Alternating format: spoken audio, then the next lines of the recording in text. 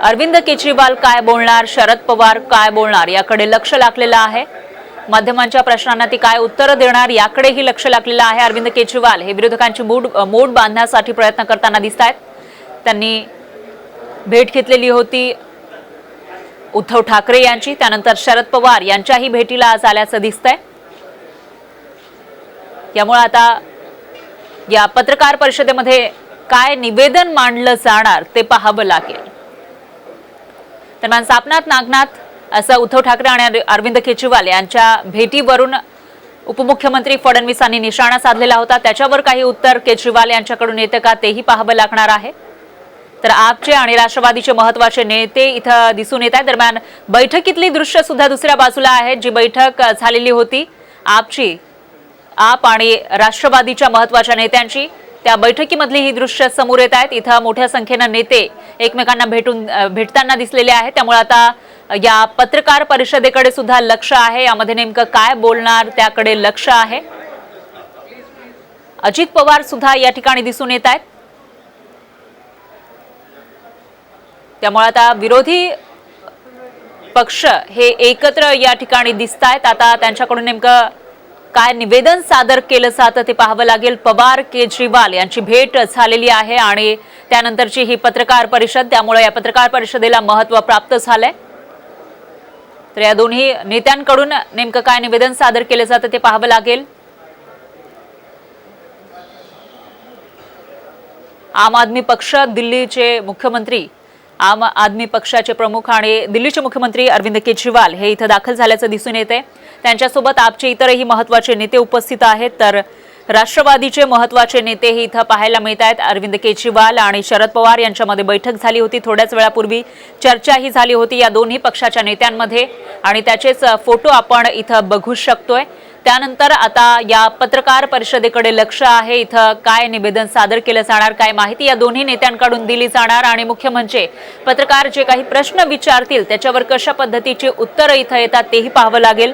तर सापनाथ आणि नागनाथ अशी टीका फडणवीसांनी केजरीवाल आणि उद्धव ठाकरे यांच्या भेटीवर केलेली होती। त्यामुळे याच्यावर काही प्रतिक्रिया केजरीवाल देतात का तेही पाहावं लागेल।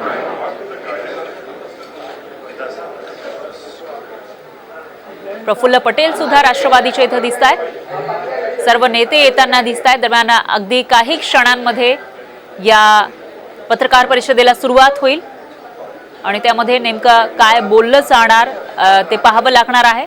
राष्ट्रवादी पक्ष आणि आपची नेमकी भूमिका काय असेल त्याकडेही लक्ष लागलेलं आहे।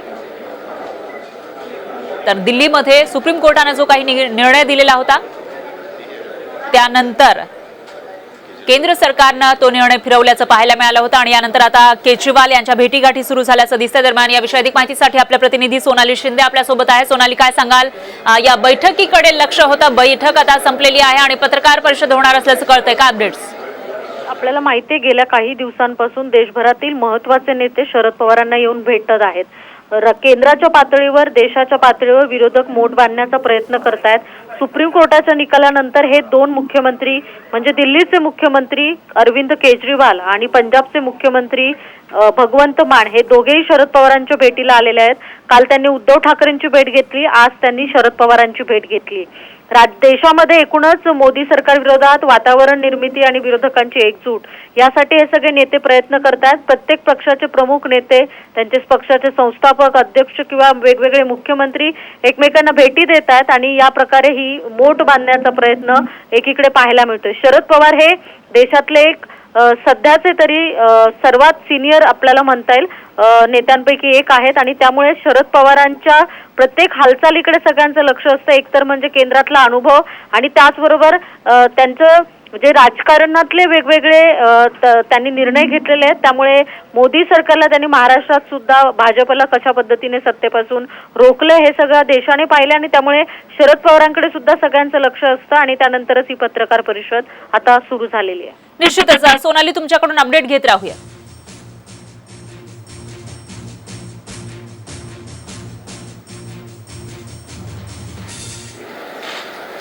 माननीय श्री अरविंद केजरीवाल जी और पंजाब के लोकप्रिय मुख्यमंत्री माननीय भगवंत मान जी और उनके साथ राज्यसभा में आम आदमी पार्टी के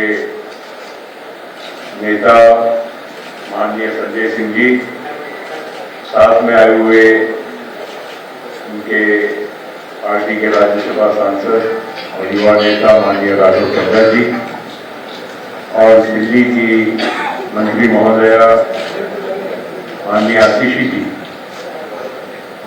आज यहाँ मुंबई में राष्ट्रवादी कांग्रेस पार्टी के राष्ट्रीय अध्यक्ष और हमारे नेता आदरणीय शरद पवार जी को और उनके साथ हम सभी उनके सहयोगियों को आज केजरीवाल जी के और मान साहब के नेतृत्व में यहाँ मुलाकात हुई और देश की विभिन्न राजनीतिक गतिविधियों के बारे में चर्चा शीर्ष नेतृत्व ने की और खास करके वर्तमान राजनीतिक परिस्थिति के साथ साथ जो पिछले कुछ दिनों में सुप्रीम कोर्ट के माध्यम से उच्च न्यायालय, सर्वोच्च न्यायालय के माध्यम से जो 5 बेंच की खंडपीठ, जो 5 मेंबर कॉन्स्टिट्यूशन बेंच जो पिछले 8 वर्षों से सरकार की याचिका पर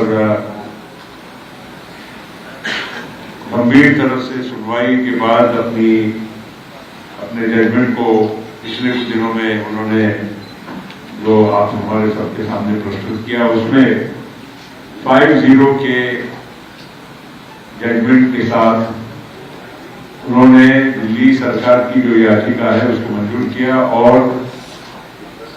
जो दिल्ली सरकार अपने अधिकार के लिए लड़ रही थी, खास करके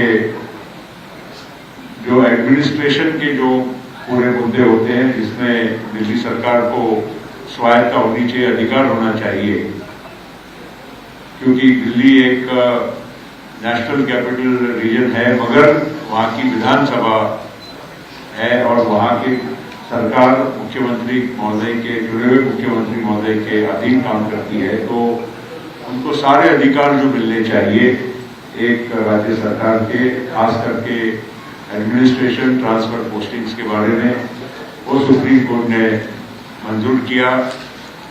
लेकिन उसके पश्चात केंद्र सरकार ने ऑर्डिनेंस लाकर उस सुप्रीम कोर्ट के रूलिंग को एक नए कानून का स्वरूप देने का काम किया और वो ऑर्डिनेंस, स्वाभाविक है कि ऑर्डिनेंस तब तक ही लागू रहता है जब तक वो कॉन्स्टिट्यूशनली पार्लियामेंट में, संसद में उसको पारित नहीं किया जाता है। तो आने वाले लोकसभा और राज्यसभा का जब सत्र शुरू होगा तो ये ऑर्डिनेंस भी वहाँ पर बिल के द्वारा, कानून के द्वारा वहाँ पर पार्लियामेंट में प्रेषित होगा और लोकसभा और राज्यसभा में दोनों सदनों को फिर उस पर मतदान करने का और बहस और मतदान करने का अधिकार रहेगा।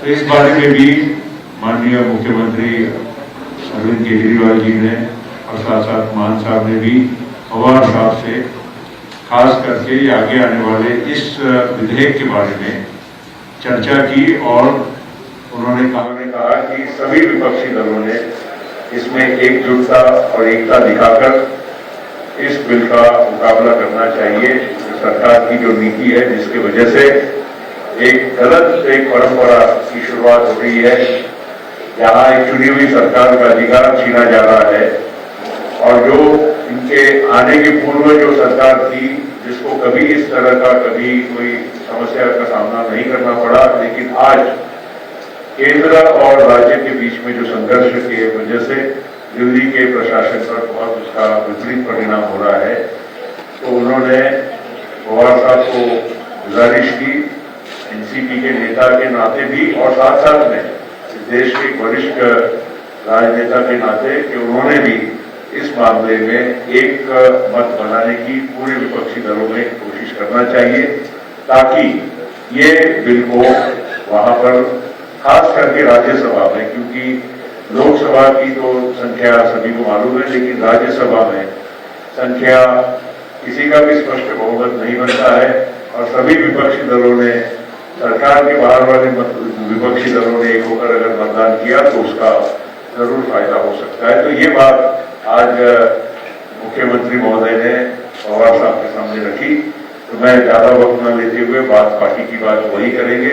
मैं पुनश्च राष्ट्रवादी कांग्रेस पार्टी की ओर से, पवार साहब की ओर से मैं अरविंद केजरीवाल जी का, भगवंत मान साहब का और बाकी आए हुए सभी अतिथियों का हार्दिक स्वागत करता हूँ।